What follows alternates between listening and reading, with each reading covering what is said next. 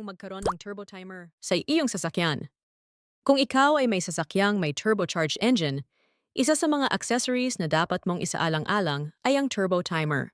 Maraming motorista ang hindi nakakaalam ng kahalagahan nito at kadalasang pinapatay agad ang makina pagkatapos ng mahabang biyahe. Bagamat mukhang normal lamang ito, maaari itong magkaroon ng negatibong epekto sa turbocharger sa paglipas ng panahon. Ano ang turbo timer?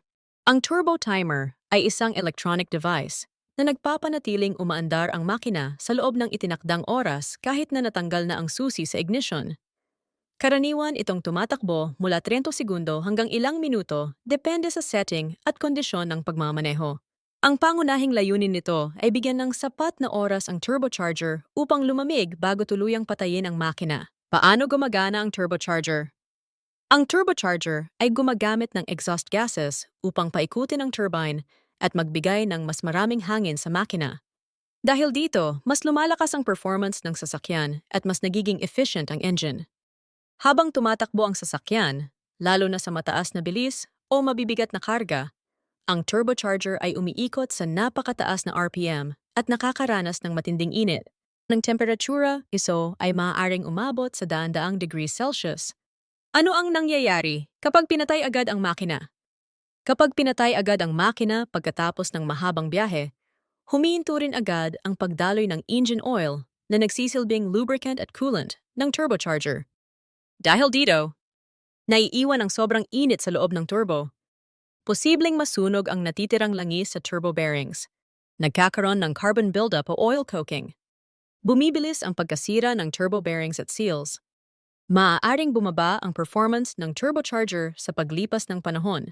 Anyong mga problemang ito ay mamaaring humantong sa mamahaling pagkukumpuni o pagpapalit ng turbocharger. Mga benepisyo ng turbo timer. 1. Pinapahaba ang buhay ng turbocharger.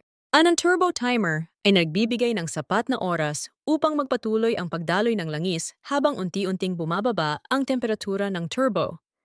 Dahil dito, mas napoprotektahan ang mga internal components laban sa sobrang init at premature wear. 2. Nakakatulong sa tamang pagpapalamig. Sa halip na biglang mawala ang oil circulation, patuloy na tumatakbo ang makina sa idle mode hanggang sa maging mas ligtas ang temperatura ng turbo bago ito tuluyang patayin. 3. Binabawasan ang carbon deposits. Ang sobrang init na turbo ay maaaring magdulot ng pagbuo ng carbon deposits mula sa nasusunog na langis. Ang turbo timer ay nakakatulong upang maiwasan ang problemang ito at mapanatiling malinis ang turbo system. 4. Nakakatipid sa gastos sa maintenance. Ang turbocharger ay isang technical na bahagi ng mosing turbocharged vehicle. Ang pag-install ng turbo timer ay maliit na investment kumpara sa gastos ng major turbo repairs o replacement. 5. Mas magandang reliability ng sasakyan.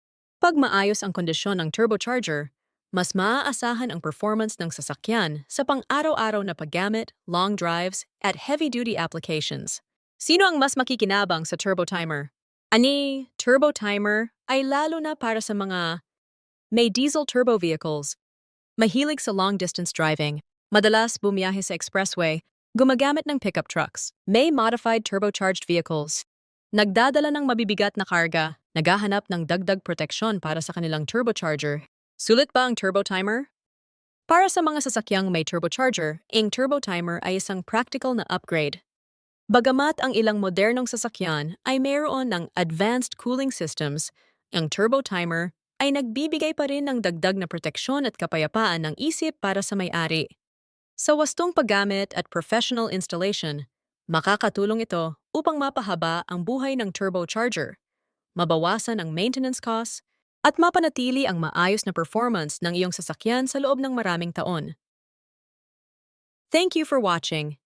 If you found this video helpful, please like, share, and subscribe to our channel for more automotive tips.